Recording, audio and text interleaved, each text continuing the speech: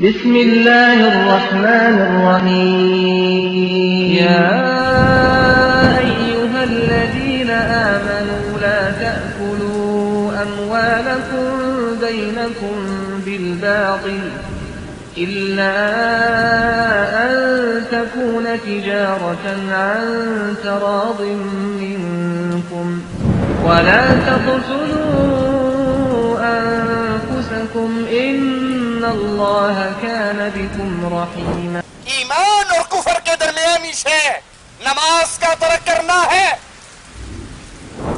تارک نماز تکبر کرتا ہے. تکبر کا مطلب کیا ہے؟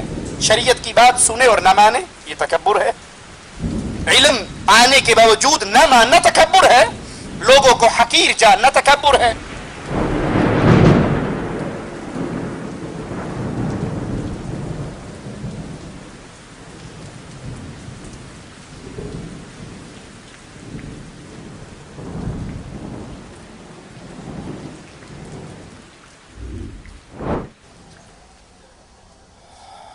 إن الحمد لله نحمده ونستعينه ونستغفره ونعوذ بالله من شرور أنفسنا ومن سيئات أعمالنا من يهده الله فلا مضل له ومن يضلل فلا هادي له أشهد أن لا إله إلا الله وحده لا شريك له وأشهد أن محمدا عبده ورسوله. أما بعد، أعوذ بالله من الشيطان الرجيم. بسم الله الرحمن الرحيم. منيبين إليه واتقوه وأقيموا الصلاة ولا تكونوا من المشركين.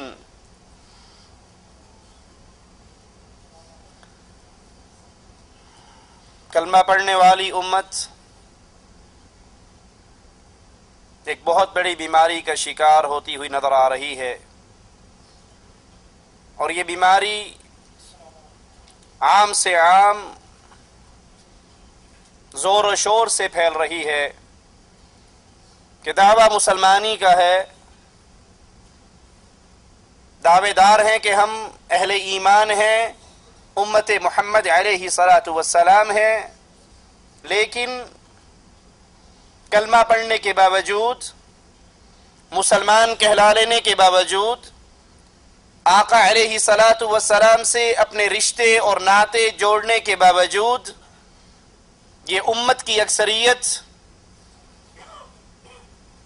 مسجدیں خالی ہیں، نماز گھر بھی قبرستان کی صورت اختیار کر چکے ہیں،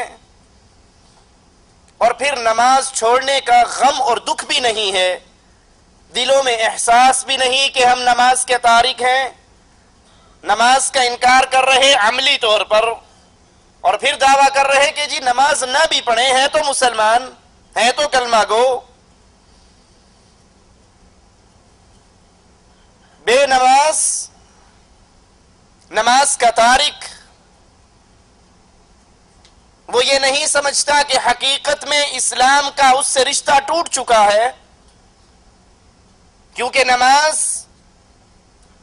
انسان کو اللہ کے ہاں بلند مقام عطا کرواتی ہے، اور نماز کو ترک کرنا، نماز کو چھوڑ دینا، مستقل نماز کا تارک بن جانا، یہ وہ بیماری ہے جو انسان کو کھینچ کر جہنم کے اندھیروں میں لے کر جائے گی. آپ نے اکثر لوگوں کو سنا ہوگا بڑے فخر سے کہیں گے جی ہم بڑے پکے مواحد ہیں، ہم درباروں پر نہیں جاتے، ہم قبروں پہ سجدے نہیں کرتے، ہم قبروں کا طواف نہیں کرتے، ہم غیر اللہ کی نظر و نیاز نہیں دیتے. ان سے پوچھئے جی ماشاءاللہ 5 وقت کے نمازی ہیں؟ کہا جی بس دعا کرو، ٹائم نہیں ملتا نماز پڑھن دا. نماز پڑھنے کا ٹائم ہمیں نہیں ملتا، نماز ہم نہیں پڑھتے، لیکن ہیں بڑے پکے مواحد، شرک بالکل نہیں کرتے. قرآن حکیم کی جو آیت میں نے آپ کے سامنے تلاوت کی، الفاظ پہ غور کیجئے. منیبین الیہ واتقوہ، بالکل اللہ کی طرف رخ کرتے ہوئے اس کی اطاعت کرو. وَأَقِيمُوا الصَّلَاةَ، نماز قائم کرو. وَلَا تَكُونُوا مِنَ الْمُشْرِكِينَ، نماز قائم کرو، مشرکوں میں شمار نہ کرواؤ، اپنا مشرکوں کے اندر شامل نہ ہو. مفہوم مخالف کیا ہے؟ جو نماز قائم نہیں کرتا، جو نماز ادا نہیں کرتا، جو بے نماز ہے، جو تارک صلاۃ ہے، وہ مشرک ہے، موحد نہیں ہے. بھلے وہ دعویٰ اسلام کا کرتا رہے، بھلے وہ دعویٰ توحید کا کرتا رہے، وہ نماز قائم کرتا ہے تو موحد ہے. اور اگر نماز کا تارک ہے، نماز کو چھوڑ رہا ہے، نماز سے دور ہے، مستقل نماز کا تارک ہے، تو یہ توحید کا دعوے دار ہونے کے باوجود یہ موحد نہیں ہے، مشرک ہے. قرآن حکیم کے ایک اور مقام پہ غور کیجئے. فَإِذَا انْسَلَخَ الْأَشْهُرُ الْحُرُمُ، جب یہ حرمت والے مہینے گزر جائیں، فَاقْتُلُوا الْمُشْرِكِينَ حَيْثُ وَجَدْتُمُوهُمْ، ان مشرکوں کو قتل کرو جہاں بھی تم ان کو پاؤ. وَخُذُوهُمْ وَاحْصُرُوهُمْ وَاقْعُدُوا لَهُمْ كُلَّ مَرْصَدٍ، انہیں قتل کرو، انہیں پکڑو، انہیں قید کرو، ان کی طاق میں گھات لگا کر بیٹھو. آئیے اس آیت کے اس ٹکڑے پر غور کریں. فَإِن تَابُوا، اگر یہ مشرک توبہ طائب ہو جائیں، اگر یہ غیر اللہ کی عبادت سے اپنے دامن کو چھڑا لیں، اگر یہ غیر اللہ کے لیے سجدے کرنے سے باز آ جائیں، اگر یہ غیر اللہ کو اللہ کے مقابلے پر معبود باطل نہ بنائیں، اگر یہ اپنے شرک سے باز آئیں، غیر اللہ کی پکار سے باز آئیں، غیر اللہ کی عبادت سے باز آئیں، ان کو مشکل کشا، حاجت روا، بگڑی بنانے والا، امیدیں پوری کرنے والا، مصیبتیں ٹالنے والا، مشکل کشا نہ سمجھیں، اس شرک سے اپنے دامن کو بچا لیں. کیا صرف شرک سے توبہ ان کے لیے کافی رہے گی؟ نہیں. قرآن کے الفاظ پہ غور کیجئے. فَإِن تَابُوا وَأَقَامُوا الصَّلَاةَ، اگر یہ توبہ طائب ہو، اگر یہ شرک سے بیزار ہو، اگر یہ شرک سے بری ہو، اگر یہ شرک سے بچ جائیں، اپنے دامن کو شرک سے چھڑا لیں، پھر وَأَقَامُوا الصَّلَاةَ، پھر نماز قائم کریں، وَآتُوا الزَّكَاةَ، پھر زکوٰۃ ادا کریں، فَخَلُّوا سَبِيلَهُمْ إِنَّ اللَّهَ غَفُورٌ رَحِيمٌ. اگر یہ شرک سے توبہ کرنے کے بعد نماز قائم کرتے ہیں، زکوٰۃ ادا کرتے ہیں، پھر ان سے قتال نہ کرو، ان کے راستے کو چھوڑ دو، اللہ معاف کرنے والا، رحم کرنے والا ہے. کیا مطلب؟ اگر یہ شرک سے توبہ کرنے کے باوجود، شرکیہ اعمال سے برات کرنے کے باوجود نماز قائم نہیں کرتے، زکوٰۃ ادا نہیں کرتے، تو ان سے جنگ جاری رہے گی، ان سے جہاد جاری رہے گا، ان سے قتال جاری رہے گا. اسی لیے جب سیدنا ابو بکر صدیق رضی اللہ عنہ وارضاہ سے کہا گیا خلیفۃ الرسول، ان سے جنگ کرتے ہو جو نماز ادا کرتے ہیں، کہا ہاں، جو نماز اور زکوٰۃ میں فرق کریں گے ابو بکر ان سے قتال کرے گا. اللہ کی قسم، وہ رسی جو محمد کریم کو یہ دیا کرتے تھے علیہ الصلاۃ والسلام، اگر ابو بکر سے روکیں گے رسی لینے کے لیے بھی میں ان سے جہاد کروں گا. شرک سے توبہ کرنے کے بعد پھر عملی طور پہ نماز کا قیام، زکوٰۃ کی ادائیگی ان مشرکوں کے خون کو مسلمانوں کے ہاتھ سے محفوظ کرتی ہے. صحیح مسلم میں ہے، اللہ کے نبی علیہ الصلاۃ والسلام نے فرمایا ان بین الرجل وبین الشرک والکفر ترک الصلاۃ، انسان آدمی کے درمیان، کفر اور شرک کے درمیان جو چیز کھڑی ہے وہ نماز ہے. اگر وادی کفر سے بچنا چاہتے ہو، وادی شرک میں داخل ہونے سے بچنا چاہتے ہو تو نماز قائم کرو.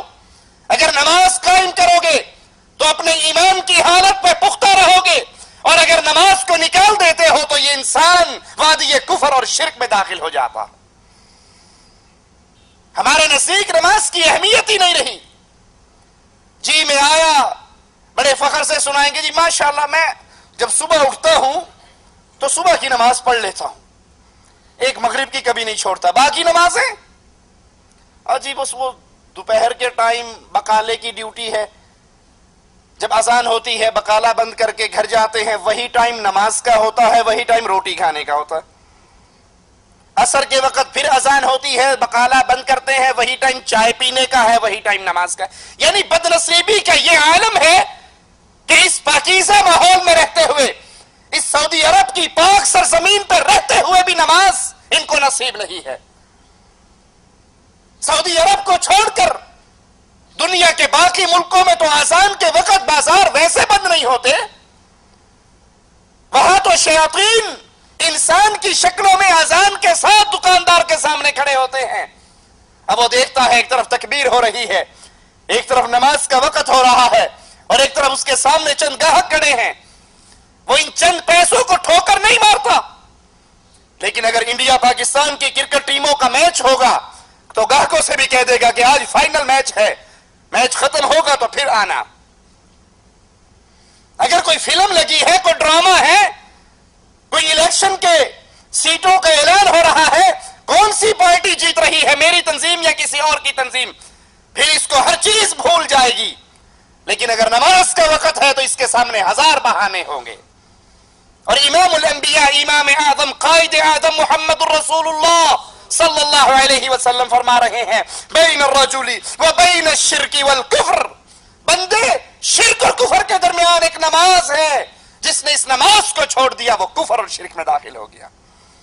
آقا علیہ الصلوۃ والسلام ارشاد فرماتے ہیں ترک الصلاۃ شرک، نماز کا ترک کرنا یہ شرک ہے۔ کیسے نماز کا ترک کرنا شرک کیسے ہے؟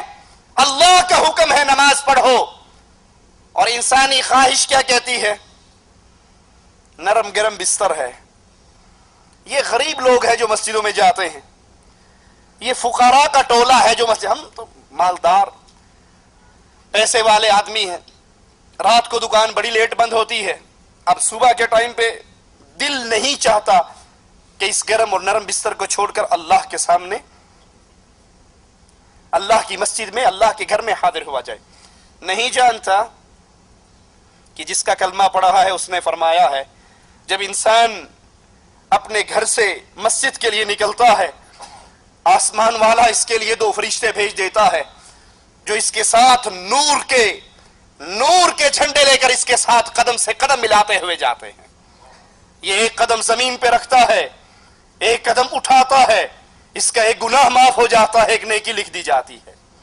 یہ نہیں جانتا، یہ نماز کا ترک کرنے والا نہیں جانتا کہ اس کے رسول علیہ الصلوۃ والسلام نے فرمایا من خرج من بیتہ متطہرا الی المسجد فاجرہ کالحاج المحرم، جو انسان اپنے گھر سے وضو کر کے نماز کے لیے مسجد کی طرف جاتا ہے، اللہ تعالیٰ اس کو اتنا ثواب دیتے ہیں جتنا احرام باندھ کر حج پر جانے والے کو ثواب دیتے ہیں۔ اس کو گرم نرم بستر، اس کو میٹھی نیند، اس کو شیطان کی لوریے اپنے بستر سے اٹھنے نہیں دیتی۔ یہ اپنی خواہش کی بات مان کر نماز کے لیے نہیں جاتا تو یہ اپنے خواہش کو اللہ کی عبادت میں شریک کر رہا ہے۔ اسی لیے شیخ ابن باز رحمت اللہ علیہ، مفتی اعظم سعودی عرب، ان سے جب ایک نوجوان نے سوال کیا کہ میں فجر کی نماز پڑھتا تو ہوں لیکن 8 بجے صبح الارم لگاتا ہوں کیونکہ 8:30 ڈیوٹی پر جانا ہے، 8 بجے اٹھ کر نماز پڑھ کے فجر کی نماز کا الارم ہی نہیں لگاتا، الارم ڈیوٹی ٹائم کا لگتا ہے، اور میں 8 بجے اٹھ کر نماز پڑھتا ہوں پھر اپنی ڈیوٹی پر جاتا ہوں، میرے بارے میں آپ کیا فرماتے ہیں؟ اپنے وقت کے امام شیخ ابن باز رحمت اللہ علیہ نے فرمایا تو کافر ہے، مسلمان نہیں ہے،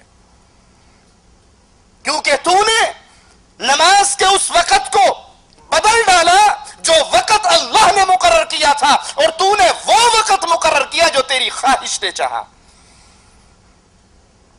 اور دلیل قرآن حکیم کی اس آیت سے لی، کیا تم نے ایسے شخص کو دیکھا من اتخذ الہہ ہوا، جس نے اپنی خواہش کو اپنا رب بنا لیا؟ سوچئے اللہ کے لیے سوچئے، یہ ماجرا چھوٹا نہیں۔ کتنے ہیں کلمہ پڑھنے والے، کتنے ہیں امت اسلام کہلانے والے، کتنے ہیں محمدی کہلوانے والے، لیکن نماز ان کی زندگی میں نہیں ہے۔